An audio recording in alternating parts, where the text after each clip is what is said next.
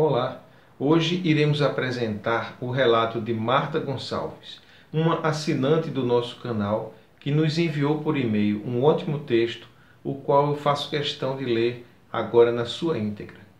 Mas ela também nos concedeu uma entrevista que nós apresentaremos logo após a leitura do texto. Ela viveu uma situação de quase afogamento num rio quando, pelas minhas contas, tinha cerca de 24 anos.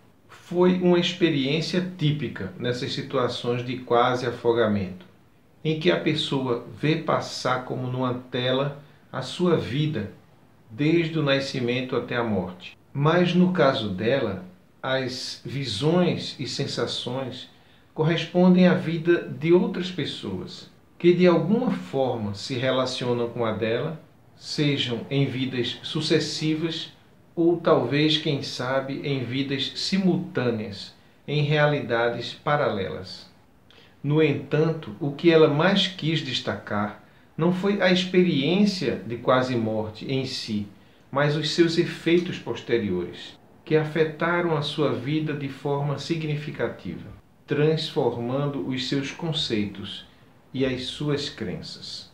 O processo de libertação e o encontro com seu verdadeiro eu, de certa forma, são o que validam e dão credibilidade à sua experiência. Vamos então ao seu depoimento? Eu sou Paulo Alexandre Marques e este é o canal Experiências Luminosas. Sejam todos muito bem-vindos.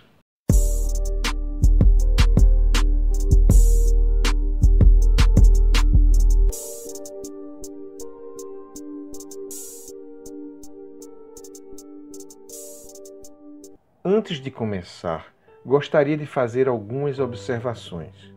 A primeira observação é sobre eu ter usado a sigla EQV no assunto do e-mail. Uso este termo devido a entender que o que experimentamos aqui neste plano não é a vida. A vida mesmo é do lado de lá.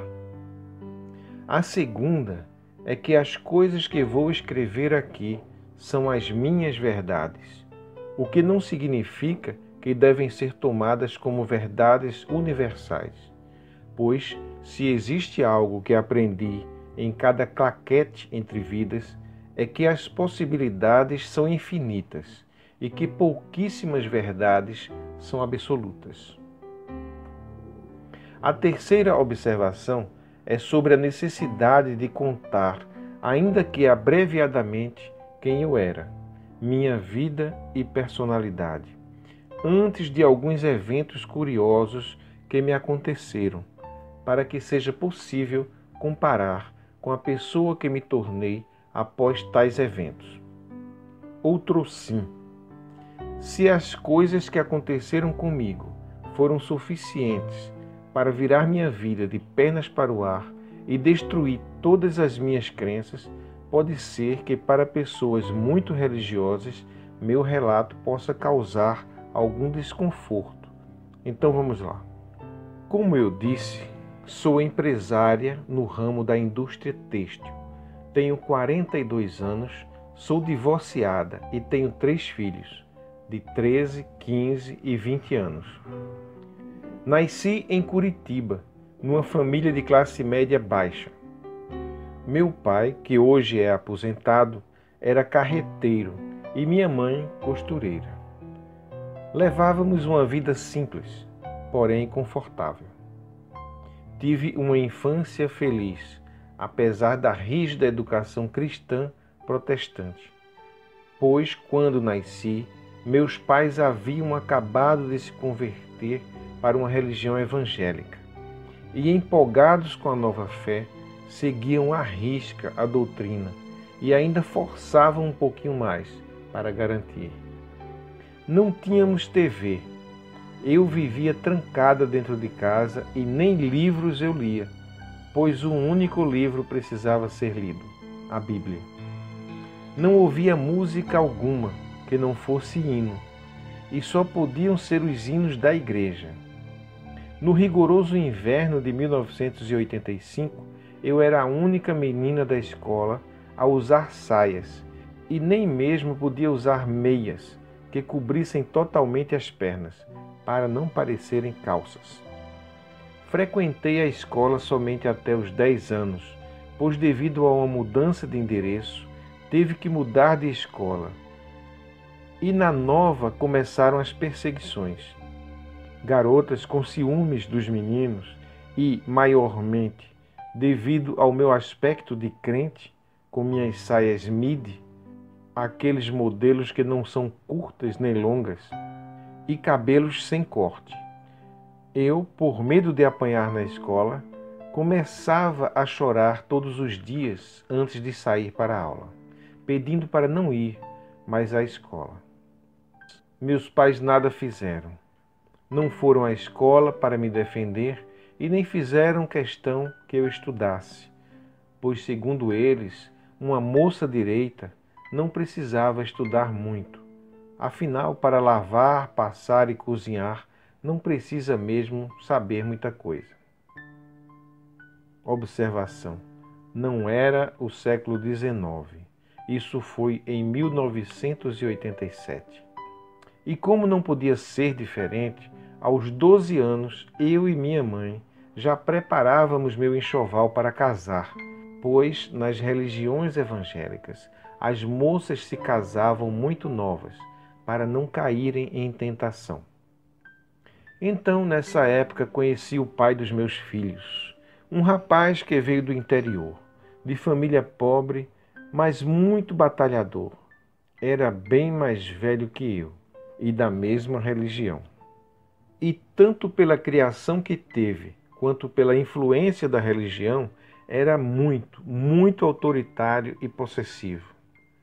Então, entre risos e choros, idas e vindas, acabamos nos casando quando completei 17 anos. Abrimos uma empresa onde trabalhei muito, fizemos bastante dinheiro.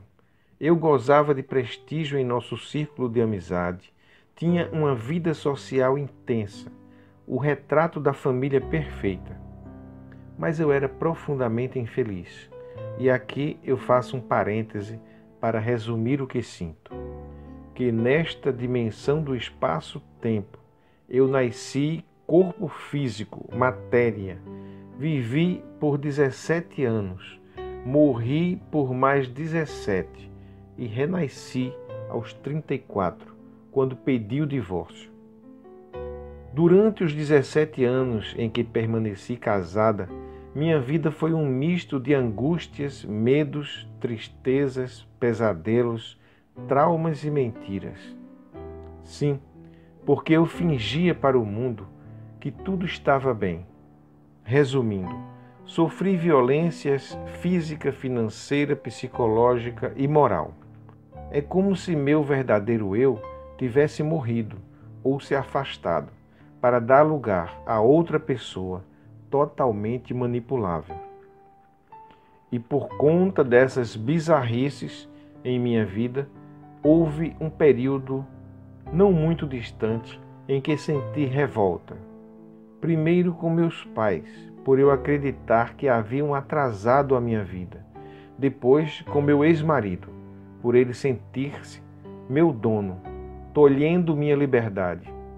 Hoje entendo que aquilo tudo tinha um propósito maior e que nem meus pais nem meu ex-marido tinham consciência disso.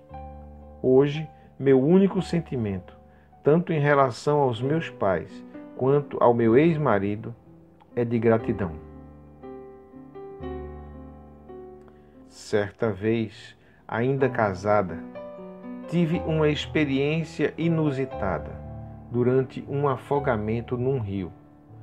Demorei mais de 10 anos para criar coragem de abrir o baú daquele dia, pois havia acontecido algo que não podia ser assimilado pela minha mente consciente. Até hoje, não sei definir, mas não acho que tenha sido uma EQM. E também não me parece importante haver uma definição científica para o que aconteceu comigo naquela ocasião. Parece-me importante, sim, o que começou a acontecer após a experiência.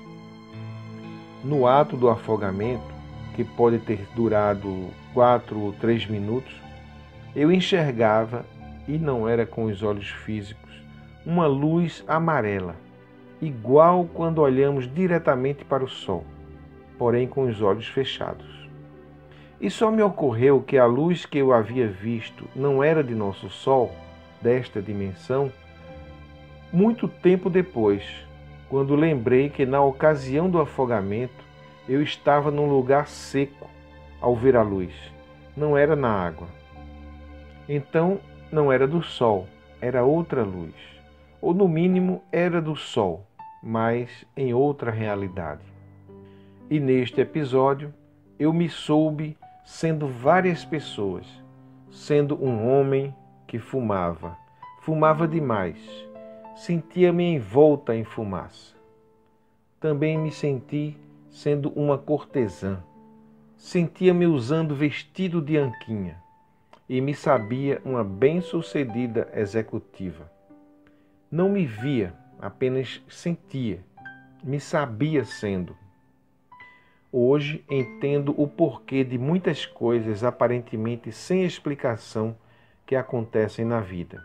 São fragmentos de outras realidades que vivemos simultaneamente, como, por exemplo, no meu caso, ter um prazer muito familiar ao sentir cheiro de cigarro. Antes, eu achava que este prazer estava ligado ao fato de, aos 5 anos, eu ter roubado um cigarro de minha prima para fumar escondido. Mas eu não consegui fumar, porque me afoguei com a fumaça. Alguns anos atrás, após uma febre muito alta, fui com meu pai ao médico, que ao realizar um raio-x, constatou que eu estava com pneumonia. E então me alertou que eu deveria parar de fumar imediatamente. Ele tinha certeza que eu fumava, ao que eu repliquei: jamais fumei, doutor. Ele me olhou incrédulo e disse: mas seu pulmão é de fumante, inteiramente manchado.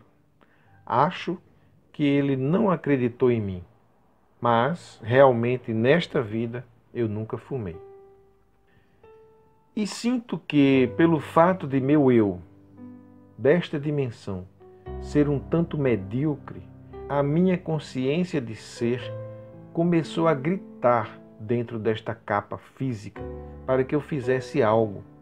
Comecei a ter déjà vu e premonições, como se algo criasse aqueles acontecimentos propositalmente para abalar minhas crenças, me fazer revisar conceitos. Pesadelos constantes, sonhava com o inferno e quando acordava sentia que eu ia para lá, caso não mudasse a minha vida. Não entendia, pois considerava-me uma pessoa do bem, só fazia trabalhar e cuidar da família. Mas meus paradigmas, crenças, apontavam o dedo em minha cara, dizendo que eu não seguia a doutrina da religião.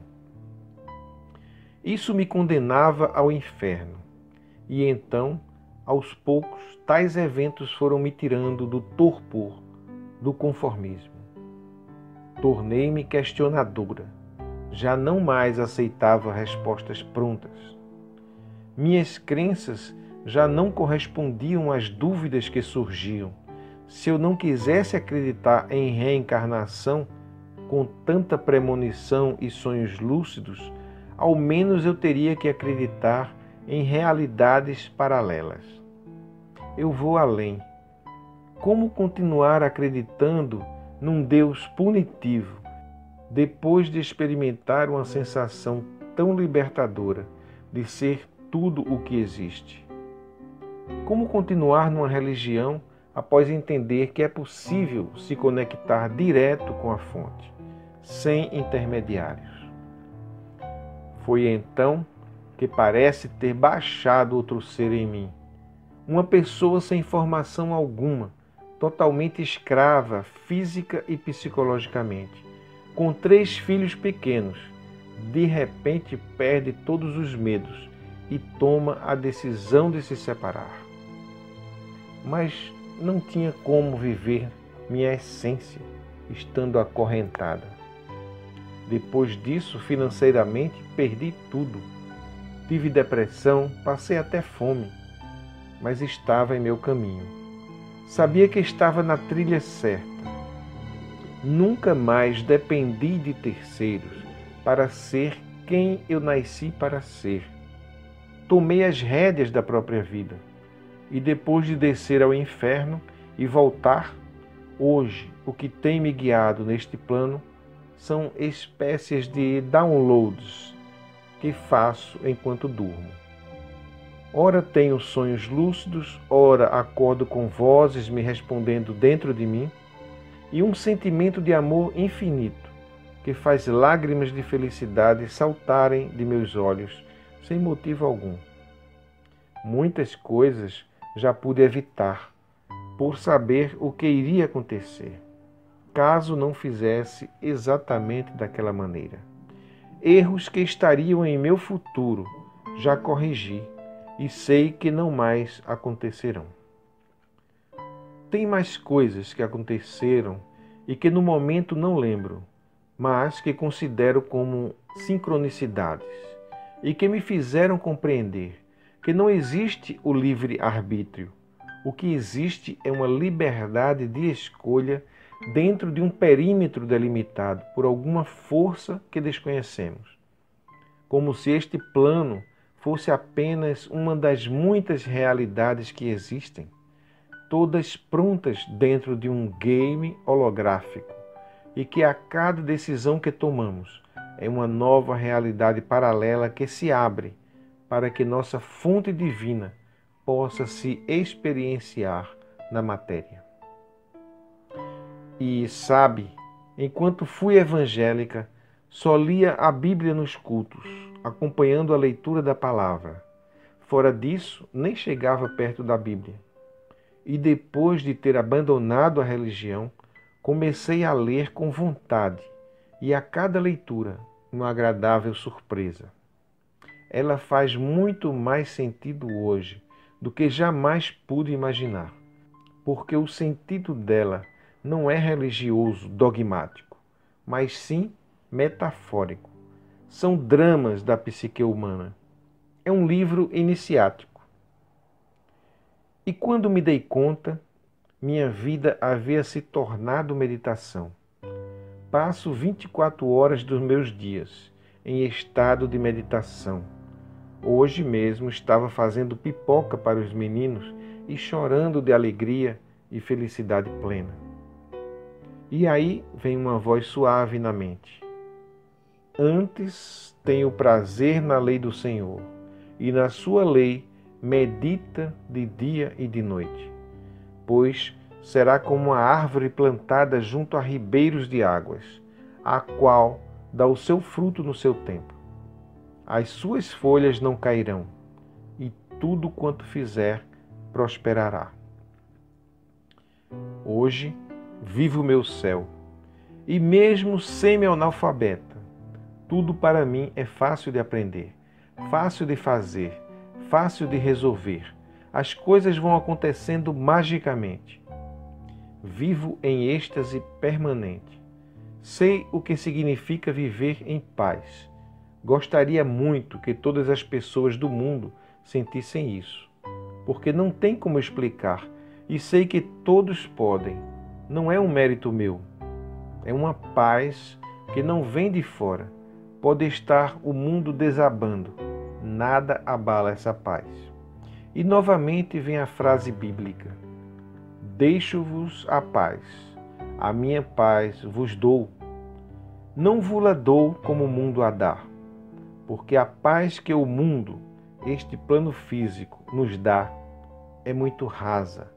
São os filmes no cinema, os amores, as viagens que fazemos, as comidas que experimentamos, mas o prazo de validade é muito curto. Até aquela paz dos cultos ou da missa, ela se dissolve nas angústias da vida e é preciso sempre voltar para recarregar. É só um paliativo. É Deus, sim, pois se a pessoa está lá, Ele está lá também.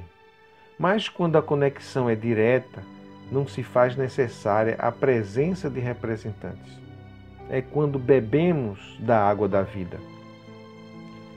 Qualquer que beber desta água tornará a ter sede, mas aquele que beber da água que eu lhe der nunca terá sede, porque a água que eu lhe der se fará nele uma fonte de água que salte para a vida eterna.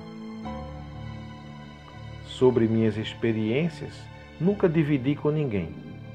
Comentava com os meus meninos em casa, mas como eles eram muito pequenos e não estavam interessados, era mais um monólogo mesmo. Recentemente, após me sentir segura o suficiente para não ser levada a um manicômio, comentei com meus pais, mas já ciente de qual tipo de retorno eu teria. Então minha mãe perguntou: "Você tem certeza que não tinha usado drogas?" Sinto vontade de ajudar meus pais a saírem do sono profundo no qual se encontram, pois sei que sofrem por tanta privação e controle imposto pela religião. Religião é controle. Controle pelo medo. Não precisamos disso.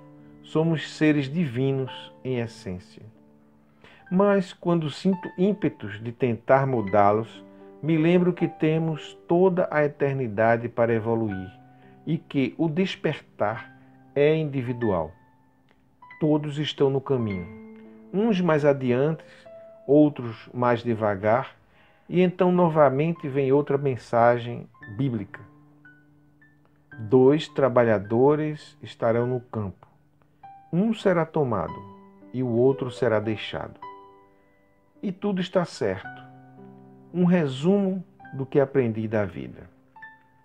Que estamos aqui para sentir emoções. E nos é possível escolher se serão positivas ou negativas. E que no final das contas vamos todos numa mesma direção. E que fora daqui não existe bem e mal. Essa dualidade é como um plugin instalado no software do planeta para que experimentemos novas possibilidades, para ver como nos saímos no jogo. Sei que parece um papo de doido, mas cada dia e a cada acontecimento ou sonho tenho mais convicção de que assim é. Com carinho, Marta Gonçalves. Se você gostou deste vídeo, dê muitos likes e se ainda não está inscrito, inscreva-se e toque o sininho para ficar sabendo sempre que publicarmos vídeos novos.